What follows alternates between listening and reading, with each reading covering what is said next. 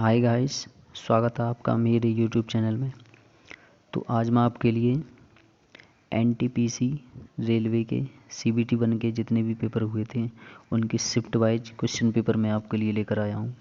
तो अभी 18/12/2020 की शिफ्ट 1 का पेपर ये है। तो यहाँ से स्टार्ट करते हैं, देखिए और देख लेते हैं। इसमें रुक्मिणी प्रकाशन की ये बुक है द प्लेटफॉर्म से। तो इसके मैं क्वेश्चन कराने जा रहा हूँ, ठीक है, जो अभी हाल ही में 2021 में सारे क्वेश्चन पेपर थे वो हैं स्टेज 1 के। तो ठीक है, स्टार्ट कर दें। इस बुक का कंटेंट देख लेते हैं। कंटेंट क्या है? 28/12/2020 शिफ्ट 1। सभी शिफ्टों के 28 से लेकर 19/1/2021 तक के सारे सेट इसमें दिए गए हैं। तो हम एक एक करके सेट करेंगे।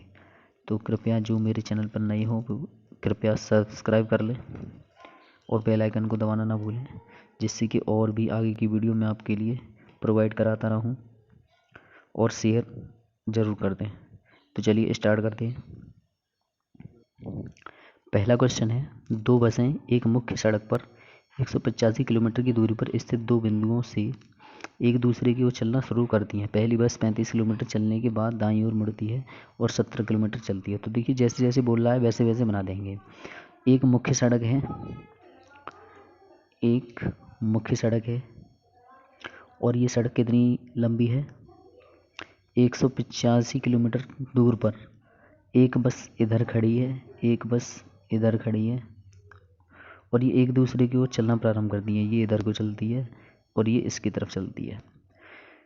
तो पहली बस 35 किलोमीटर चलने के बाद, पहली बस 35 किलोमीटर चली, ठीक है। पहली बस कितनी चली? 35 किलोमीटर चली। उसके बाद दाईं ओर मुड़ती है। ये 35 किलोमीटर चलने के बाद दाईं ओर किधर मुड़ेगी? नीचे की तरफ। और 17 किलोमीटर चलती है। कितना चल रही? 17 किलोमीटर चलने के बाद फिर ये बाईं ओर मुड़ती है। अब ये किस ओर मुड़ेगी? बाईं ओर। और कितना चलती है? ये 42 किलोमीटर चलती है, ठीक है। तथा मुख्य सड़क पर वापस पहुंचने के लिए, मुख्य सड़क कहाँ पर है? ये मुख्य सड़क है। वहीं पर वापस पहुंचने के लिए ये आगे बढ़ती है। अब क्या करती है ये? इस बीच एक मामूली ब्रेकडाउन के कारण, ये यहाँ से लेकर यहाँ तक का जो ब्रेकडाउन बढ़ा, वो मामूली ब्रेकडाउन के कारण एक मुख्य सड़क पर केवल 36 किलोमीटर दूसरी बस ने चला। तो यहाँ से ये बस, जो बी बस थी, वो 36 किलोमीटर ही चल पाई।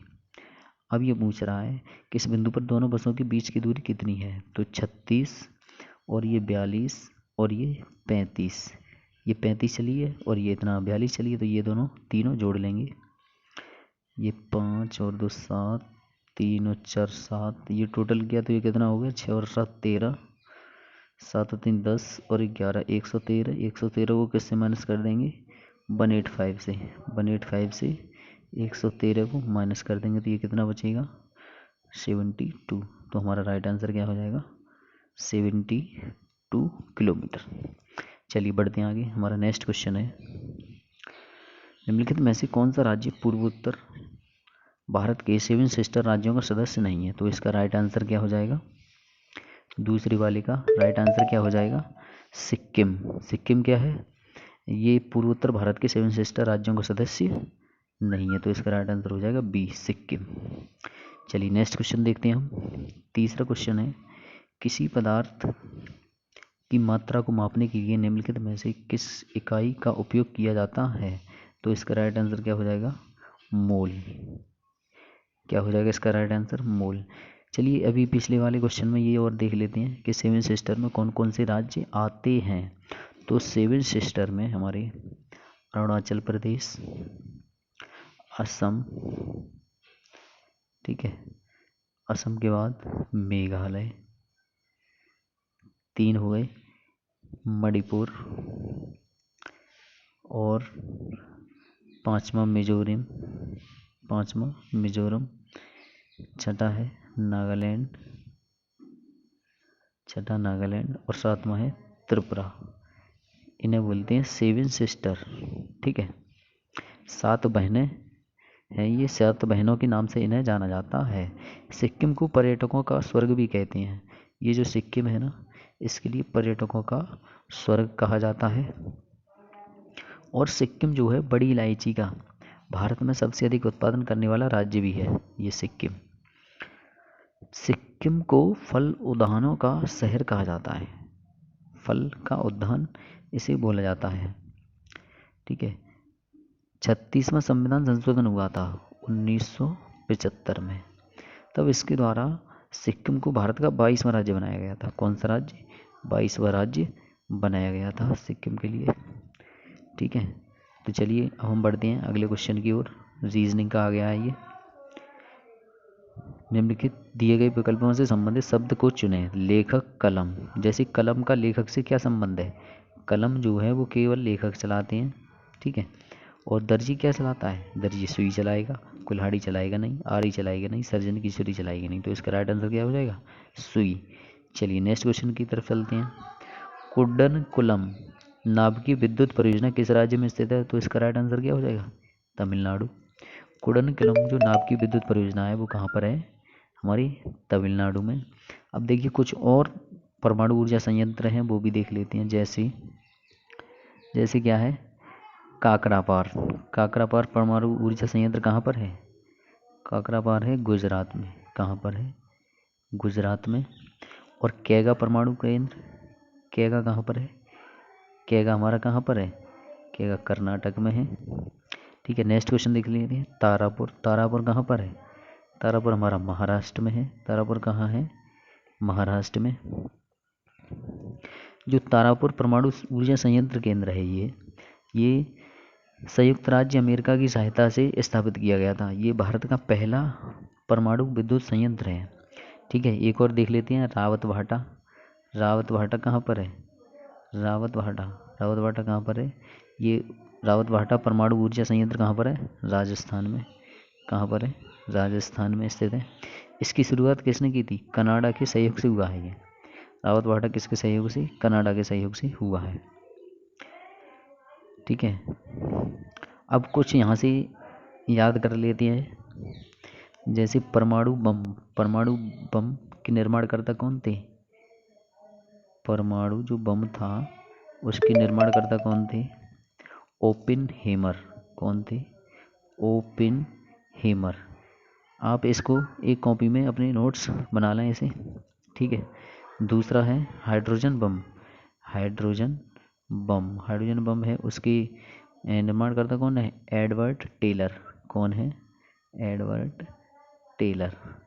और है तीसरा है परमाणु रिएक्टर। क्या है? परमाणु रिएक्टर। इसकी निर्माणकर्ता कौन है? Enrico Fermi. ठीक है। तो चलिए बढ़ते हैं आगे। नेक्स्ट क्वेश्चन है। इसरो ने किस वर्ष में मार्स ऑर्बिटर मिशन की शुरुआत की थी? तो इसका राइट आंसर क्या हो जाएगा? सन 2013 में। ठीक है। इसरो की फुल फॉर्म देख लेते हैं क्या है? Indian space research organisation. ठीक है। ये इसरो की फुल फॉर्म हो जाएगी। तो ये इस मिशन की शुरुआत कब की थी? इसरो ने 2013 में। इसरो ने 22 अक्टूबर 2008 के लिए चंद्रयान 1 मिशन की शुरुआत की थी। कब? 22 अक्टूबर और 2008 के लिए चंद्रयान 1 मिशन की शुरुआत की थी। इसरो का मुख्यालय कहाँ पर है? इसरो का मुख्यालय बेंगलोर में है। कहाँ पर है?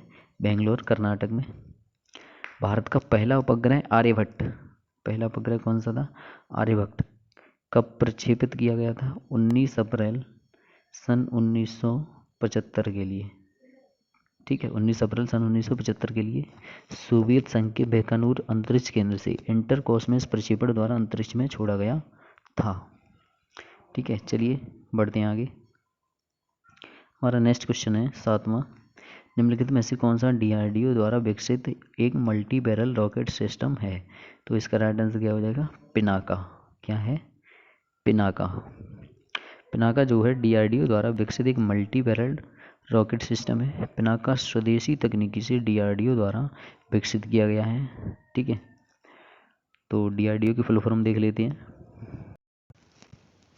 नेक्स्ट क्वेश्चन है 5 अंकों की सबसे छोटी संख्या कौन सी है जिसे 7 से विभाजित करने पर शेषफल 6 प्राप्त होता है। ठीक है, तो 6 शेषफल प्राप्त करने के लिए क्या करेंगे हम, विभाजित किससे हो रही है, 7 से, तो हम 7 से तो भाग करेंगे किस संख्या में, 5 अंकों की सबसे छोटी संख्या में। ठीक है, ये छोटी संख्या हो गई और इसमें 7 से क्या करेंगे, डिवाइड करेंगे। तो यहाँ 3 बचेगा, 30, 7 चौके 28, यहाँ 2 बचेगा। ठीक है, 7 7 दूनी 14, यहाँ कितने बचेंगे, 6 और 6 बचेंगे। आगे कितनी बार जाएगा, 7 अट्ठे 56, अब कितने बचेंगे, 4 बचेंगे। ठीक है, 4 शेषफल जो बचेगा उसका हम क्या करेंगे, शेषफल कितना बचा रहा है, ये 4 यहाँ पर बच रहा है, लेकिन वो सवाल में क्या बोला गया है, 6 शेषफल।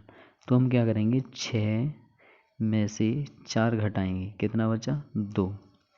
अगर हम 10,000 में 2 ऐड कर देंगे तो ये इसका आंसर हो जाएगा। तो ये कितना हो जाएगा, 10,002। ठीक है, कितना हो जाएगा, 10,002। तो इसका राइट आंसर क्या हो जाएगा, 10,002। नेक्स्ट क्वेश्चन है नमा, उस विकल्प का चयन करें जिसका तीसरे अक्षर समूह के साथ वही संबंध है जैसा कि दूसरे अक्षर समूह के साथ पहला अक्षर समूह है। जैसे देखिए यहाँ लिखा गया है आर। ठीक है, तो आर के बाद क्या आता है, एस। यहाँ लिखा गया है ए के बाद एक अंक, एक अक्षर छोड़ के बी को छोड़ो और सी लिख दो यहाँ पर। ठीक है, अगला है एम के बाद अब एन और ओ, 2 अक्षर छोड़े। देखिए यहाँ पर एक भी नहीं छोड़ा, यहाँ एक छोड़ा, यहाँ 2 छोड़ेंगे। एम के बाद एन ओ, तो यहाँ क्या लिखा जाएगा, पी, और यहाँ लिखा गया है ओ। तो ओ के बाद यहाँ कितने छूटेंगे, 3, तो पी क्यू आर, और यहाँ पर क्या आ जाएगा, S, S C P S, और यही दिया गया है यहाँ पर एस सी पी एस। तो उसी प्रकार से ये है हमारा बी। तो बी के बाद क्या आएगा, डब्लू, यहाँ दिया गया है नेक्स्ट एक्स, एक्स के बाद क्या आएगा, एक छोड़ दीजिए, जेड, डब्लू जेड, और डब्लू जेड वाला ऑप्शन हमारा ना तो ये है, ना ये है, ना ये है, वो है ये। तो इसका राइट आंसर सीधा हमें पता चल गया, डी है। चलिए बढ़ते हैं आगे। हमारा नेक्स्ट क्वेश्चन है उबंटू क्या है, उबंटू क्या है, ये 10वां क्वेश्चन है। तो इस 10वें का राइट आंसर क्या हो जाएगा, उबंटू क्या है, एक ऑपरेटिंग सिस्टम है। ये ऑपरेटिंग सिस्टम प्रोग्रामों का वह समूह है जो कंप्यूटर सिस्टम तथा उसके विभिन्न संसाधनों के कार्यों को नियंत्रित करता है। कुछ प्रमुख ऑपरेटिंग सिस्टम देखिए कौन कौन सी हैं, जैसे MS डॉस, ये भी ऑपरेटिंग सिस्टम है। और देखिए एप्पल का है एक मैक OS, कौन सा है, मैक OS, मैक OS, ये एप्पल का है। ठीक है, माइक्रोसॉफ्ट की कुछ विंडोज होती हैं, वो कौन कौन सी हैं, विंडोज 95, विंडोज 98 और विंडोज 2000 और MEXP, Windows visa, Windows 7, Windows 10। ठीक है, तो चलिए नेक्स्ट क्वेश्चन देखते हैं हम। अगला प्रश्न है हमारा, एक्स और वाई मिलकर एक कार्य को 12 दिनों में पूरा कर सकते हैं। ये टाइम एंड वर्क से आ गया। देखिए इसे ध्यान से करेंगे क्वेश्चन के लिए, बहुत इजी है और बहुत इम्पोर्टेंट भी है। तो एक्स और वाई मिलकर कितने दिनों में कर रही हैं इस कार्य के लिए, 12 दिनों में। ठीक है, वाई और जेड इसको कितने दिनों में कर रही हैं, 18 दिनों में। और एक्स और जेड ये कितने दिनों में कर रही हैं, 15 दिनों में। इसका लेते हैं सबसे पहले क्या, LCM लेंगे, तो इसका LCM कितना हो जाएगा, 180। ठीक है, 12 से भाग देंगे, कितनी बार जाएगा इसमें, 15 बार, ये x और y की कार्य क्षमता आ गई। 18 से भाग देंगे कितनी बार जाएगा, 10 बार। ये y और z की कार्य क्षमता हो गई। और 15 से भाग देंगे कितनी बार जाएगा इसमें, 12 बार। ये x और z की कार्य क्षमता हो गई। तो यहाँ देखिए इन सभी का ऐड कर लेंगे, इन सभी का जोड़ कर लेंगे, तो ये कितना हो जाएगा, 2x 2y और 2z। तो 2 ले लेंगे कॉमन, तो यहाँ क्या बचेगा, x plus Y plus Z. और इन सब का टोटल कर लेंगे, ये कितना हो गया, 5 और 2 7, 1 और 2 और 1 3, 37 हो गया। यहाँ से x plus Y plus Z निकालेंगे तो 37 कहाँ जाएगा, इसकी 37/2 हो जाएगा। तो 37/2 कितना होता है, 18.5।